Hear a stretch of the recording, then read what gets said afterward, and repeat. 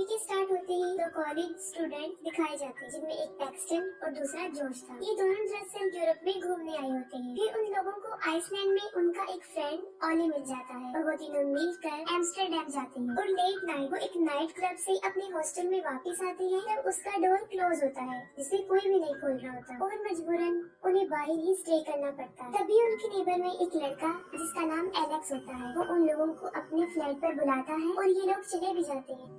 Alex उन लोगों को मशवरा देता है कि वो स्लोवाकिया के एक हॉस्टल में चले जाएं, जहाँ पर उन्हें बहुत ज्यादा गर्ल्स मिलेंगी। वो लोग तो पहले ही अमेरिका से यूरोप अयाशी करने आए थे और अब उसकी बात सुनकर वो अगले ही दिन स्लोवाकिया की ट्रेन में बैठ जाते हैं। उस ट्रेन में वो लोग एक बिजनेसमैन से मिलते हैं और जब वो खाना खा रहा था तब उसकी हाथ बहुत ज्यादा थ्रिलिंग हो रही थी, जिसे देखकर वो लोग काफी हैरान हो जाते हैं क्योंकि वो शख्स इन्हें काफी अजीब लग रहा था। फिर वो लोग आपस में बातें करना शुरू हो जाते हैं और बातों बातों में वो आदमी जॉर्ज के पाँव पर हाथ रख देता है, जिससे जॉर्ज को काफी गुस्सा आता है और वो काफी चिल्लाता है और वहाँ से चला जाता है। और थोड़ी ही देर में उन लोगों की मंजिल यानी स्लोवाकिया आ जाता है। स्लोवाकिया के स्टेशन पर उतरते ही वो देखते हैं कि वहाँ पर उन तीनों के अलावा कोई भी मौजूद नहीं है। स्टेशन बिल्कुल ही खाली है और वो लोग उसी हॉस्टल में जाते हैं और हर तरफ उन्हें लड़कियाँ ही लड़कियाँ नजर आती हैं, जिन्हें देखकर वो काफी खुश हो जाते हैं। इसके बाद वो लोग अपने रूम में जाते हैं और वहाँ पर अपने रूम में नतालिया और स्वेटलाना से मिलते हैं। वो दोनों लड़कियाँ उन्हें स्पा में जाने के लिए इनवाइट करती हैं। इसके लिए वो एग्री हो जाते हैं और उनके पीछे पीछे स्पा में चले जाते हैं और इसके बाद वो लड़कियाँ उन्हें एक डांसिंग क्लब में लेकर जाती हैं और वहाँ जाके वो सब काफी इंजॉय करते हैं। फिर जोश फ्रेश होने के लिए क्लब से बाहर आता है। तब उस कम्युनिटी के कुछ क्रिमिनल बच्चे उसे घेर लेते हैं और उसे पैसे निकालने की डिमांड करते हैं। तब वही बिजनेसमैन वहाँ पर पहुँच जाता है और पैसे उनके आगे फेंक देता है और वो बच्चे उन पैसों को उठाकर वहाँ से भाग जाते हैं। जोश उस आदमी को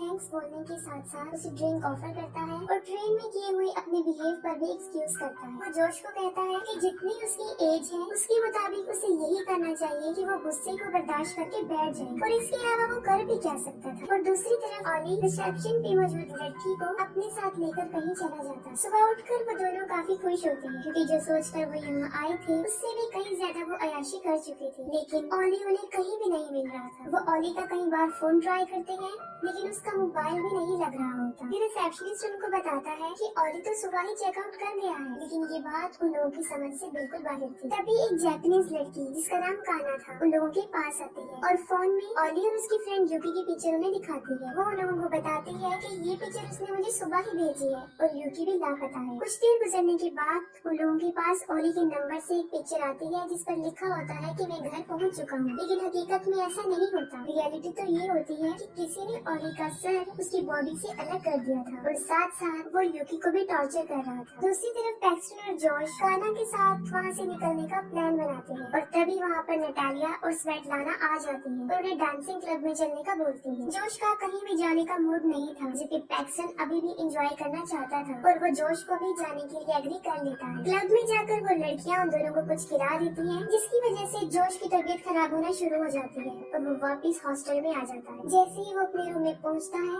वो बेहोश हो जाता है और साथ साथ पैक्सटन की तबीयत भी खराब होती जाती है और वो वॉशरूम की बजाय क्लासरूम में चला जाता है और उसका डोर लॉक हो जाता है और वो लॉक में ही बंद हो जाता है। और जब उसे होश आता है तब वो मुश्किल से ही कुछ देख रहा था। वो देखता है कि किसी ने उसे एक रूम में लॉक कर दिया है और उसके चारों तरफ काफी ज्यादा औजार पड़े हुए हैं। पहले तो कोई आदमी उसके मुंह से मास्क हटाता है और एक ड्रिल लेता है और उसके चेस्ट में 2 होल कर देता है और वो कोई और नहीं होता बल्कि वही बिजनेसमैन होता है। वो जोश को बताता है कि वो हमेशा से ही एक सर्जन बनना चाहता था, लेकिन कभी भी नहीं बना। उसकी वजह ये थी कि उसके हाथ हमेशा कांपते रहते थे। जोश उससे काफी रिक्वेस्ट करता है कि वो उसे छोड़ दे। पहले तो वो उसके पाँव पीछे से काट देता है और साथ ही साथ सामने से एक रूम का दरवाजा खोल देता है और जोश के हाथ पाँव भी, और कहता है कि अब वो आजाद है और वो जा भी सकता है। जोश जल्दी से वहाँ से भागने की कोशिश करता है, लेकिन पाँव कटे होने की वजह से वो भाग नहीं पाया। फौरन वहीं पर गिर जाता है और क्रॉलिंग करके वहाँ से भागने की कोशिश करता है, लेकिन वो उसका गला काट कर उसे जान से मार डालता है। दूसरी तरफ पैक्सटन को भी होश आ जाता है और वो दोबारा उसी हॉस्टल में जाता है, जिस पर उसे रिसेप्शनिस्ट बताता है कि वो सुबह ही चेकआउट कर गया है। इसे सुनकर वो काफी हैरान हो जाता है क्योंकि उसने